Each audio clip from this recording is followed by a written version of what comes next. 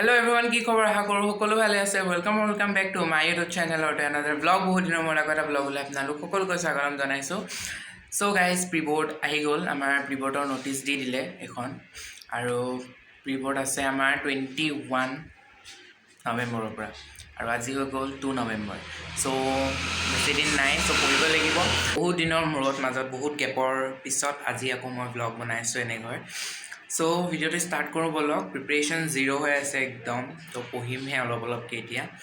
so ভিডিওটো start কৰোঁ বলক আৰু যদি ভিডিওটো চাই ভাল পায় লাইক কমেণ্ট শ্বেয়াৰ ছাবস্ক্ৰাইব সকলো কৰি দিব